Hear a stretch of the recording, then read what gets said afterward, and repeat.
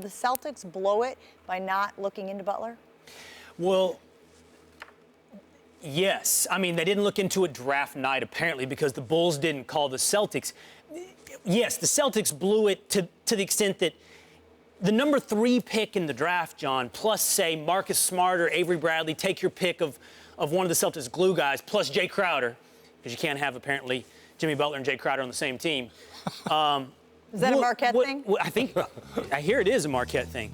Would have beaten the package you got from the Bulls. You can't tell me that package wouldn't have beaten this nonsense they got from the Bulls. But whatever we say about the Celtics, we have to say tenfold for the Bulls. I find this almost malpractice to learn, according to Danny Ainge, that the Bulls would not have called the Celtics on draft night to see, hey, what kind of deal would it take to get Jimmy Butler to Boston? You seem to have assets. You have a lot of things, and I understand the two teams have been talking for a year. But in my humble estimation, the Bulls did a completely emotional deal that night. They got robbed because they did 2 things. They sold Jimmy Butler on draft night, the one night of the year when draft picks are at their highest premium. It's buying a .com business in 2000. It's buying your third home in 2007. You're buying at the real peak of the market. The next day, draft picks don't have the same value they do the night of the draft. So you bought the most expensive time you can on draft picks. And then what else did you get? You got Zach LaVine. Great. You know what you really got with that? You got about 4 months of Zach LaVine because he's injured. And by the time he comes back, he's a restricted free agent. So you got 4 months to figure out if Zach LaVine is a foundational piece for you. And you got Chris Dunn. And that's the other emotional side. By all accounts, Chicago fell in love with Chris Dunn a year ago. We have a year's worth of evidence since then where he shot 28%. Chris Dunn, they fell in love with. They fell in love with draft picks, and that's why they got robbed the night of the draft. The least they could have done is call up Boston. See if you can get a competitive offer that night. I don't care if you've talked to him for a year. It's now the heat of the moment. See if you can get your Minnesota deal beat. And I happen to think that Boston had the assets to beat it, and I think Boston should have beat it. I think Boston should have given up what amounted to Jason Tatum, Marcus Smart, and Jay Crowder for Jimmy Butler. Jimmy Butler is what the Celtics need. I don't know. I'm not saying he, when Antoine said he heard that he was like, outbursts in the locker room. I think it's crazy that guys don't have outbursts in the locker room if you play poorly. If guys just take it as, hey, no problem. I saw that. Some guys just don't care. But when guys care, they yell, they throw things, that's what they do. So that's not a bad teammate. That's a very passionate player. Secondly, when you get a situation with the Celtics who made it all the way to the Eastern Conference Finals, you don't really need Butler. You need the experience. You need to come back around. When I was on Detroit, I just don't like doing this, but on Detroit, we didn't really need any much more. We just needed the experience playing in that situation. When you play in that situation, the following year it becomes easier.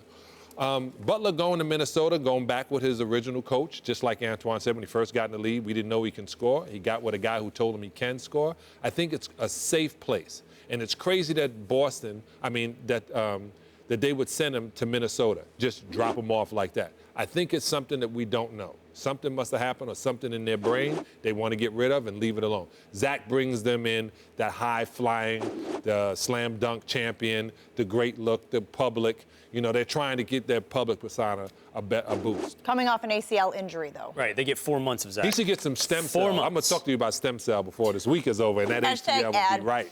Whatever happened, whatever the reason, and I don't know.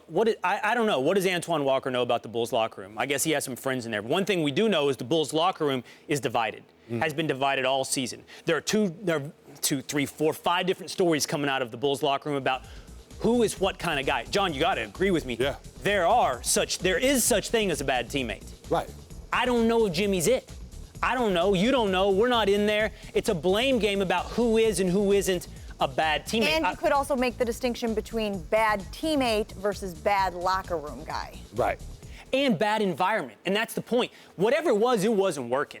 And it clearly depressed the value of the Jimmy Butler trade market. But is that Jimmy Butler's fault? Is it the Chicago Bulls management and organization fault, who continually did disrespect Jimmy Butler, continually said, we're looking to replace you, continually said, you're not our guy, until, oh my gosh, it turns out you might be our guy. They did many, many things to send the message to Jimmy Butler that he didn't want to hear. And yeah, he might have returned it. And again, I can't speak to Jimmy Butler. I'm not in that locker room. I can't speak to what kind of guy he is. But I know the environment wasn't the best. Now, when it comes to who he'd be in Boston, look, I hear you. In Detroit, all you needed was some seasoning, some experience, some playing together. But you did have Isaiah Thomas and Joe Dumars and John Sally.